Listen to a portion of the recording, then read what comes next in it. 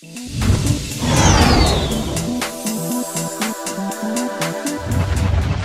Star Wars fans, welcome back to the Hyperspace Database. I'm Jonesy the Mandalorian here, host here with today's topic, the ZH series of starships. The ZH line of ships were developed by Starfeld Industries, and there were several models in the line, including the Z10 Seeker class scout ship, the ZH25 Quester class light freighter, and the most well-known, the ZH40 Tribune series freighter, of which Hondo Ohnaka's Katooni was a model. The Z10 Seeker class ship was a 67-foot-long scout vessel that was developed as a replacement for the Vanguard Industries Pathfinder vessel, which itself was a mid-sized scouting ship. The Z10 was armed with a 3-pulse laser cannon system, though the ship was designed to be a scouting ship primarily, and was not meant to engage in direct combat like other ships. The most notable Z10 fighters were the Star Lady and the Red Shift Runner, which were ships used by couriers and smugglers.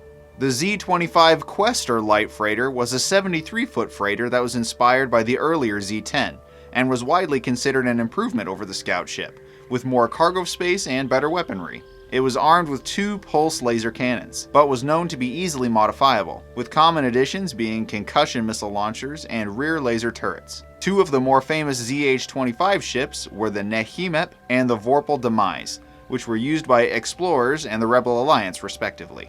The final ship in the ZH line of ships was the ZH40, which was a newer version of the ZH25. This ship was slightly smaller than the Millennium Falcon, and was upgraded from the ZH25 Quester to include 2 paired laser cannons on the starboard side, a fixed heavy laser cannon on the port side, and 4 fixed position laser cannons on its extended cargo pods, 2 on each wingtip.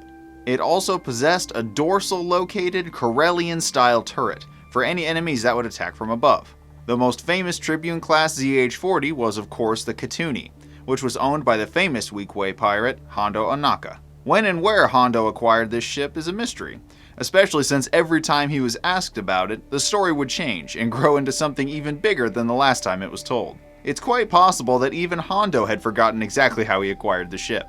One very interesting fact about the ship was its name, which was inspired after a Thalothian Jedi youngling named Katooni, who we see in the 5th season of the Clone Wars animated TV show. This Jedi youngling teams up with other young initiates to rescue a captured Ahsoka Tano from Hondo and his gang of pirates, who were initially after Kyber crystals, and then a ransom for the captured Jedi Padawan. Katooni frees Ahsoka and the crew escape from a sudden attack by General Grievous, and Hondo was impressed by the young Jedi's determination and loyalty to her friends. Considering that the ship that is owned by Hondo was acquired after the events of Order 66, it was quite possible that he named this ship in honor of the fallen Jedi youngling and her bravery. The Katooni was introduced to the public as a main feature of the Star Wars Galaxy Edge in Disneyland, in the Millennium Falcon Smuggler's Run attraction, which takes place at the fictional Black Spire Outpost on the luscious nature world of Batuu. The visitor can tour many different locations throughout the Black Spire Outpost, seeing much of the storage areas for cargo, repair, and maintenance bays,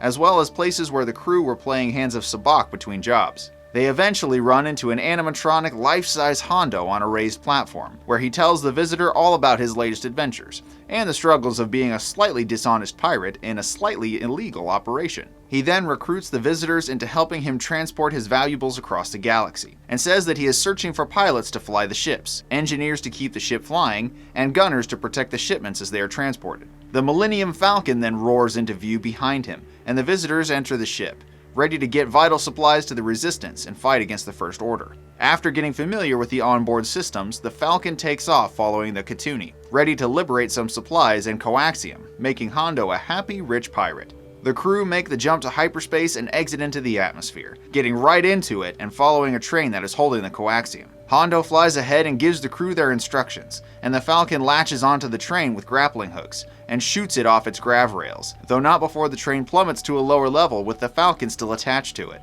Luckily, the fall wouldn't break the Falcon, and the coaxium comes free, just in time for Hondo to swoop in and pick it up with the ZH-40 and its cargo clamps. The crew then shoots the train again in an attempt to free more coaxium for Hondo to grab, but they are interrupted by First Order TIE fighters who have caught on to the robbery, and are chasing the pirates out of the system. The Falcon and the Katooni manage to escape to hyperspace and return to the Black Spire Outpost, where Hondo calculates his cut and gives you his slightly dishonest review of your performance. The ZH-40 Tribune class freighter was a very efficient ship for transporting cargo, and the Katooni especially was a highly upgraded ship to contend with even the Millennium Falcon in terms of weaponry and advanced systems. The adventures this ship would go on after this point are yet to be discovered, but if you can count on one thing, it's that Hondo Ohnaka will always be after the profit, and the Katooni will be right there in the middle of the action, right alongside him. Want to know more about great Star Wars topics like this one? Stick around to the end for some secret trivia, hit those like and subscribe buttons, and the bell to never miss an episode I publish. Be sure to chat me up in the comments because I really want to hear from you too. Super special shout out to my Gold Captain level Patreon supporters Nick Sutphin, Miss 2003, and Matthew Scott. Your support is so appreciated in keeping the show going. Thank you very much. Be sure to chat me up in the comments about this topic or anything else Star Wars because I really want to talk to you. Be sure to check the show out on social media as well for more news and channel updates. Thank you so much for watching this episode, and I'll see you in the next one.